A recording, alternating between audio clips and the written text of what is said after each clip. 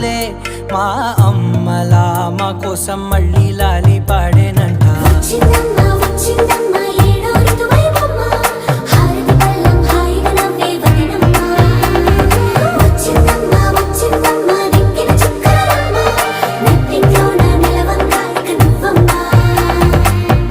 తెల్లవారే వెలుగు రేఖలా పచ్చ పచ్చ పచ్చి మట్టి బొమ్మలా